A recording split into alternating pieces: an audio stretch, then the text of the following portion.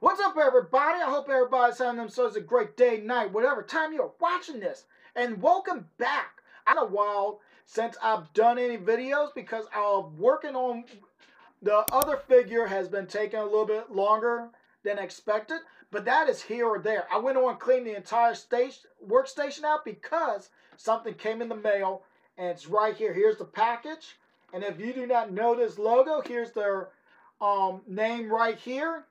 And this is on Instagram. Yes, I said Instagram.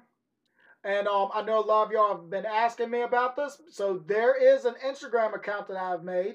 The name is still the same as the channel right here. So if you want to go check it out, you can. But right now, there's nothing really on there but one picture. Give it a few days and there'll be some stuff up, hopefully. But that is here or there. We are talking about this right here, and that is the Behemoth. Now, granted, it's called something else on their channel or on their page. So, other than that, before I unbox this, though, I want to at least say this. I did reach out to the creator of the figure and got permission to do the videos. Yes, I said videos because I do plan on doing a painting video for this. If you do decide to get your own, there will be ways you can paint it. So hopefully we can get that straight too. But other than that, let's go on and get this out of its package. All right, there we go. We got some bubble wrap. So apparently this is going to be an assembly, so that's going to be kind of cool to do. I love the bubble wrap, so that means we know this is, hopefully nothing is broke, because this is a 3D model. And oh yeah, the packaging does have a 15 on it, so apparently this was number 15 that was shipped out. So let's go on and get these all out.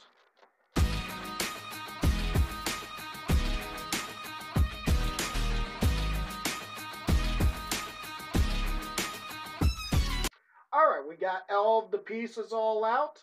Everything looks good. We don't have no cracks, no broken pieces, thanks to the bubble wrap and thanks to the ones who package it.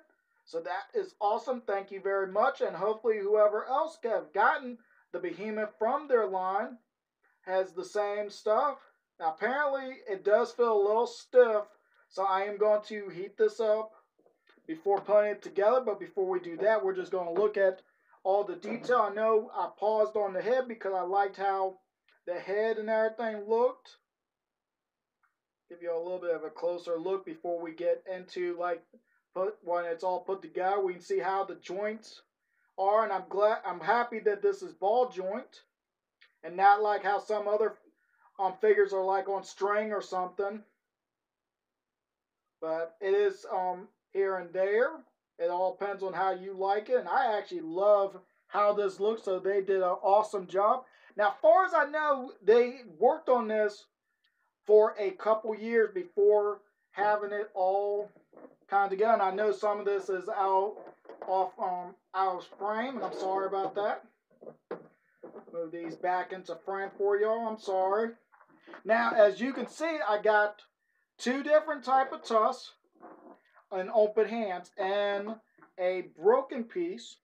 Now, as the box shows, oh, I did not mean for that to happen, but right here it does say Deluxe. So there are two versions. You got the Deluxe version and the Standard. And hopefully everything is right. Up my cord is showing. There we go. Nothing major happened. I'm sorry about that. The box kind of got caught up on the cord.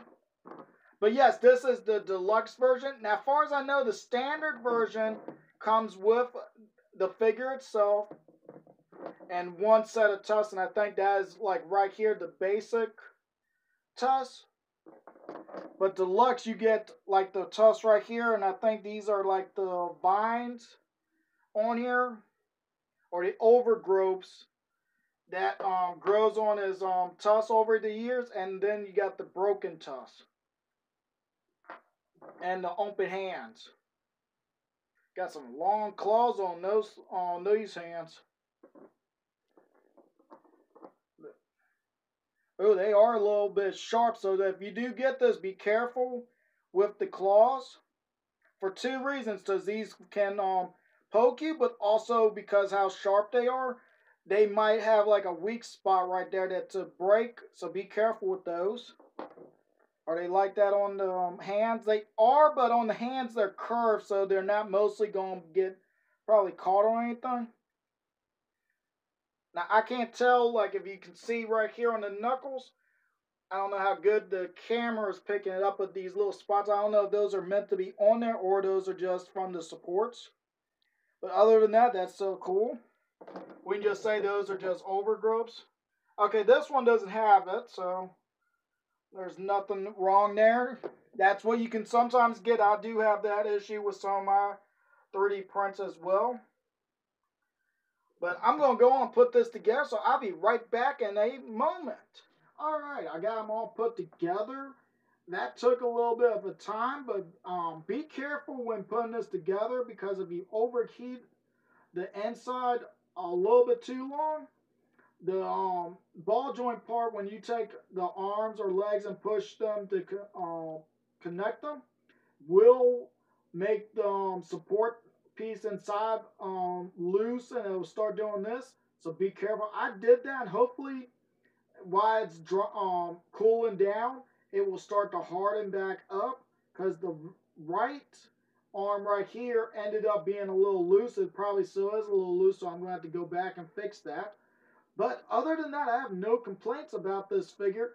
Now, while I was letting it cool, and after I did clean up the little bit of supports that was left over on the fingers, but we'll get that into that in a second. I'm going to pull the accessories out for the deluxe version, and that is the open hand, if the camera focus. Now, I want to talk about like all these little details of everything that you see right here, and his palm looks amazing.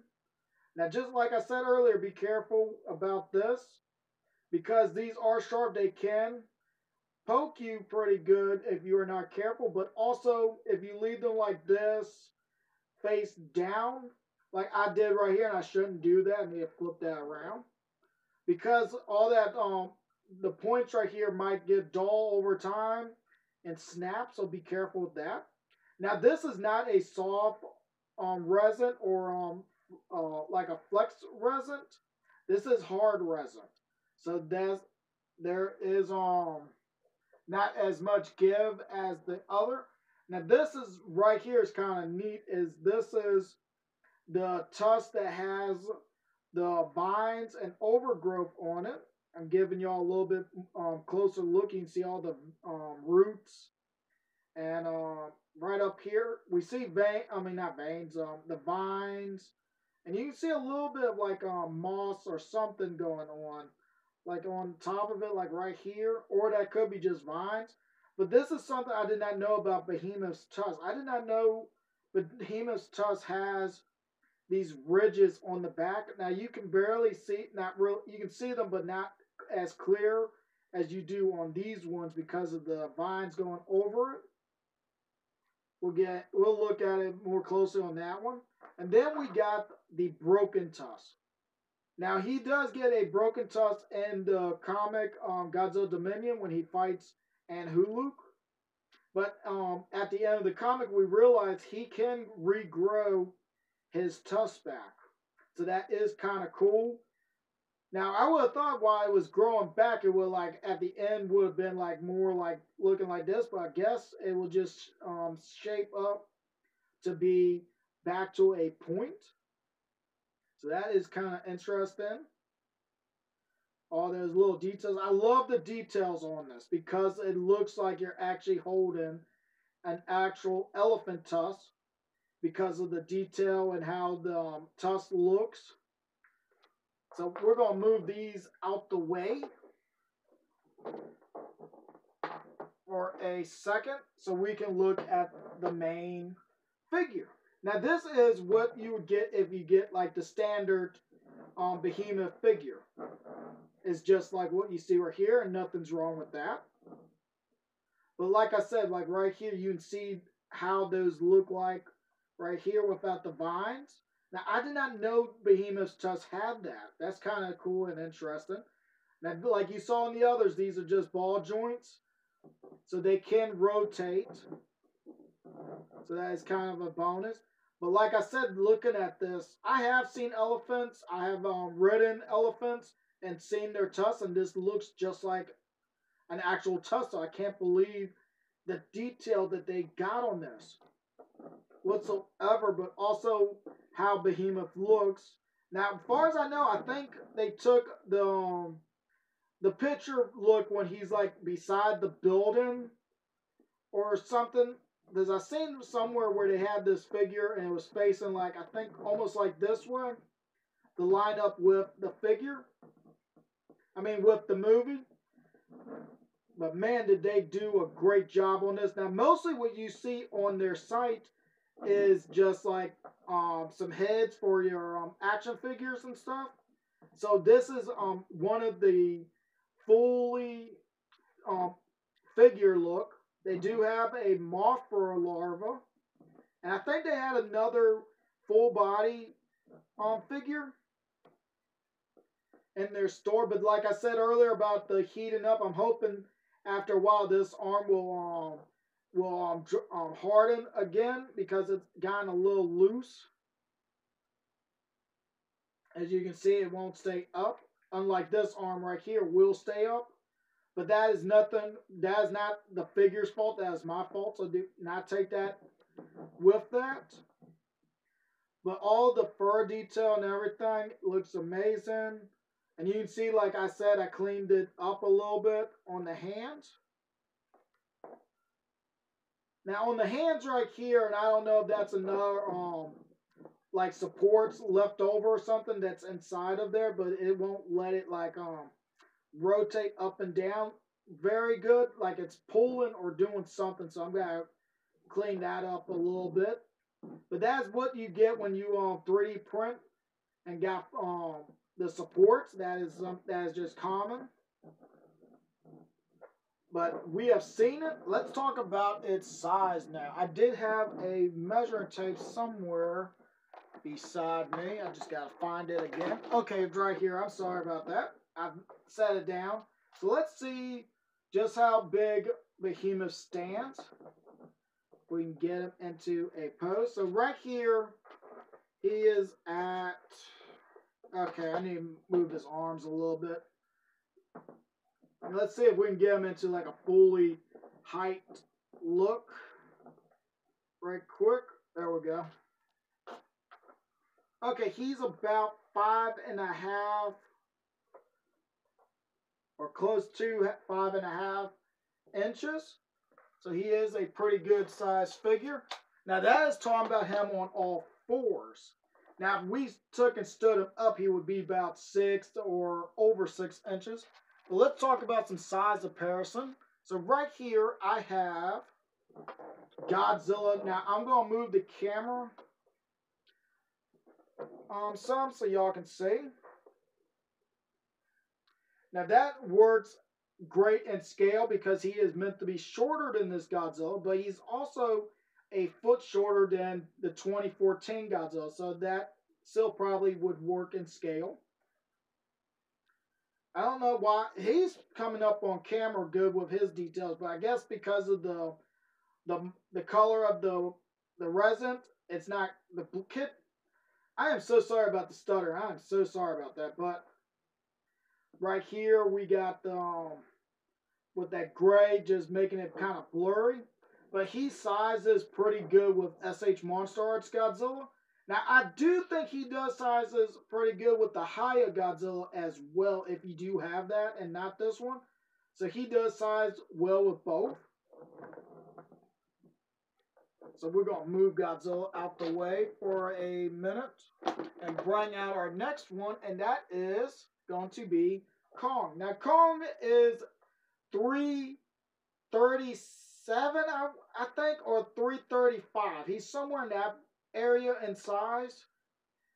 So, and Behemoth is 350 54 feet, I believe.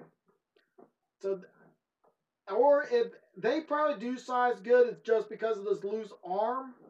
It does not want to like stand up. So let's see if I can get him into like a full stance like this with him looking fully up at Kong. And you can see like right there with Kong being where he is slightly shorter than Behemoth. Now, if we put, like I said, we stood him up, Behemoth would stand about right here, I believe. So let's do that right quick if we can. Get this guy to stand completely up.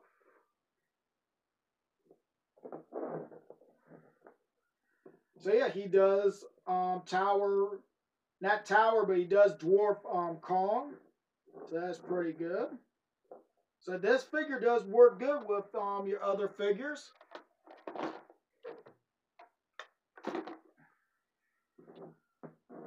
But yeah, I have no complaints. I actually love this figure. I'm glad to actually have this in hand. I missed out on the first time they put their first release of Behemoth. I'm glad that they came back and redid him.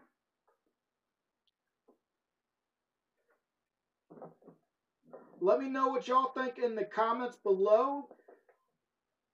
And I hope to see everybody next time.